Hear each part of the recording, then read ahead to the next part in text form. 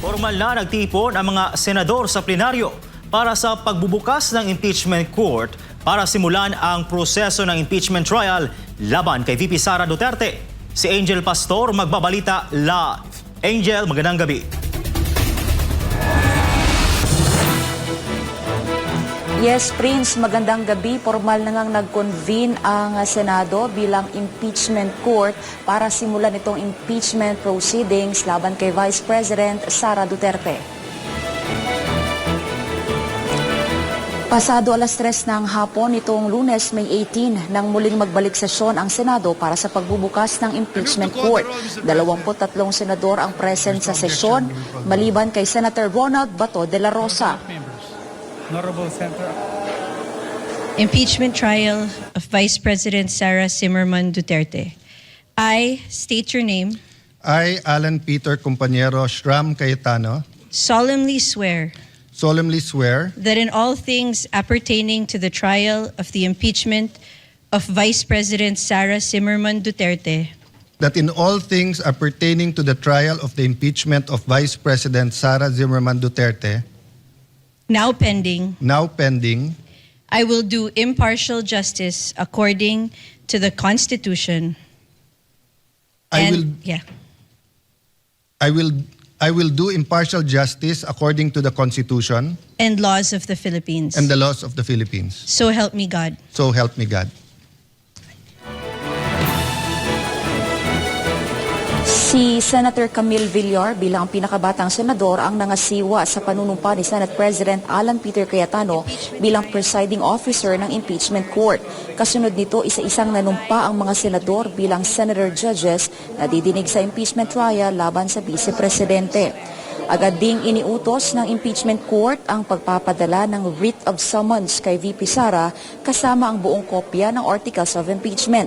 Inaatasan naman ang Vice President na magsumite ng kanyang sagot sa loob ng 10 calendar days mula sa pagtanggap ng summon. Inaatasan rin siyang humarap sa Senado kapag pinatawag ng impeachment court. The court having been organized, and the articles of impeachment having been presented, let a writ of summons be issued to the Vice President Sara Zimmerman Duterte, who is directed to file her answer within a non-extendable period of 10 days from receipt, pursuant to Article 7 of the Rules of Procedure of Impeachment Trial. She is directed to appear before the session hall of the Senate of the Philippines upon notice. The Sergeant at Arms is directed to serve the written summons on Vice President Sara Duterte along with a copy of the articles of impeachment. The prosecution may file a reply within a non-extendable period of 5 days from receipt of the answer. The parties may file their pleadings and annexes in person or through electronic mail. All other pleadings, motions, similar papers intended for the consideration of this court may be filed electronically. We will circulate the specific instructions on the format for the pleadings and manner of electronic filing for the guidance of all parties.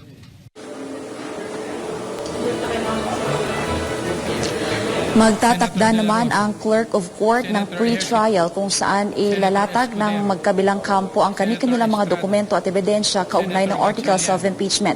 Pagkatapos nito ay sisimulan ang trial proper sa petsyang itatakda ng impeachment court. Magkakaroon din muna ng caucus ang mga senator judges bago ilabas ang official calendar sa mga susunod na pagdinig. Samantala, inabangan din ang pagdalo ng 11 miyembro ng House Prosecution Panel, ngunit hindi sila sumipot sa pagbubukas ng impeachment court. Prince, kinilala nga ng defense team ni Vice President Sara Duterte ang pagbuo ng Senado bilang impeachment court at ang paglalabas ng summon laban kay Vice President Sara Duterte.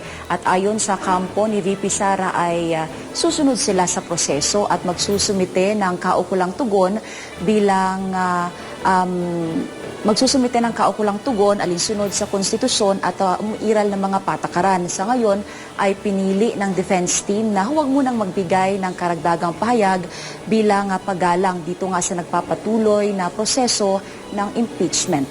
Prince. Maraming salamat, Angel Pastor, sa iyong live report.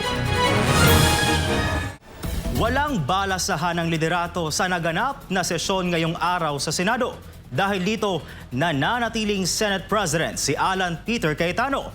Ang mga ganap sa plenaryo ng Senado sa report ni Sheena Torno live. Sheena, magandang gabi.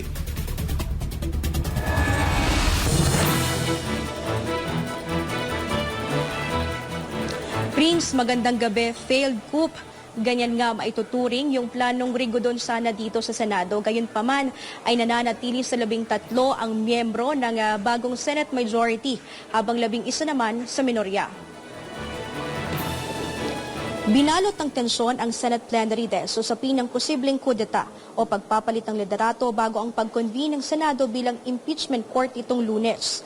8 araw ito matapos maupo si Senator Alan Peter Cayetano bilang Senate President. Sa pagsisimula pa lamang ng sesyon, hinimok na ni Cayetano ang mga senador na nais magpalit ng grupo. It's their choice if they remain minority or they join the majority, or if you can get 2 more members, then you will be the new majority. Umuugong kasi Prince sa Senado ang umunay planong pagbaliktad ni Senator Cheese Escudero, Jinggoy Estrada at Joel Villanueva, bagay na hindi naman nangyari. Ayon pa kay SP Cayetano, may ilang senador umanong tinatawagan upang kumalas sa kanilang grupo. There were meetings that took place, calls from both sides. May enticement, may pananakot. Bukod sa kanila, naging usap-usapan din ang umunay paglipat ni Senator Mig Zubiri at Senator J.V. Ejercito sa bagong mayorya. Ngunit pinabulaanan niya ng 2 senador. Binatigos nga ako nila, sabi nila na ako'y nag-fence sitting at nag-abstain. Nag-abstain lang ako para have a free hand to vote on which issue that I think is important for the Filipino people. But when it comes to the organization, I would like to associate myself with the minority, Mr. President. Mr. President, I'd like to thank Mr. President for the trust and honor. No? As of this time, I would rather maintain my independence.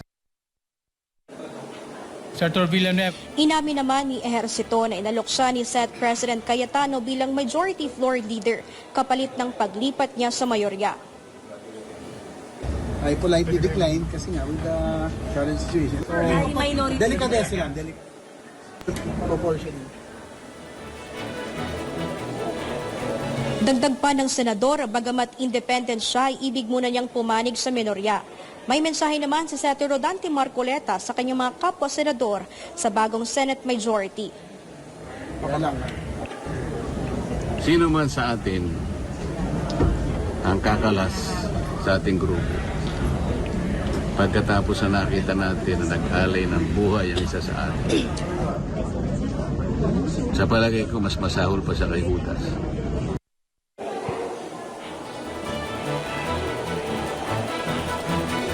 Prince, magkakaroon ng caucus o pagpupulong itong bagong Senate majority para katalakayin yung 3 hanggang 7 bills na tutugon sa kinakaharap ng problema ng bansa. Kabilang na nga riyan yung problema sa trabaho, problema sa agrikultura, enerhiya, ekonomiya at iba, Prince, at iba pa. At bago nga nag-adjourn sa session kanina, Prince, ay pinangalanan na yung mga senador na hawak doon sa mga iniwang komite. Kabilang na nga riyan yung Committee on Culture and Arts ni Senator Loren Legarda, Committee on Ways and Means si Senator Pia Cayetano, Committee on Health and Demography, Senator Bongo, Committee on Higher Technical Education, Senator Joel Villanueva, Committee on National Defense and Security, Senator Jinggoy Estrada, Committee on Sports, Senator Bongo, Senate Committee on Sustainable Development Goals, Innovation and Future Thinking, si Senator Pia Cayetano, Committee on Basic Education si Senator Loren Legarda, Committee on Public Service Chairperson si Senator Rodante Marcoleta, Committee on Public Information and Mass Media si Senator Robin Padilla, Committee on Cultural Community and Muslim Affairs si Senator Robin Padilla pa rin Prince, Committee on Games and Amusement si Senator Jinggoy Estrada, Committee on Energy si Senator Pia Cayetano. Prince, may ilang komite pa tayong hindi nababanggit dahil may mga senador pa na hindi pinangalanan, no, na kung sinong hahawak doon sa mga iniwang komite. Kabilang na nga riyan, Prince, Prince, yung mainit na committee ngayon dito sa Senado, itong Senate Blue Ribbon Committee na dating pinamumunuan ni Senator Ping Lacson. 2 senador yung pinagpipilian, Prince, kabilang na nga riyan si Senator Dante Marcoleta at si Senator Pia Cayetano. So ito muna yung update dito sa Senado. Para sa Diyos at sa Pilipinas kung mahal, balik sa iyo, Prince. Alright, maraming salamat, Sheena Torno, sa iyong live report.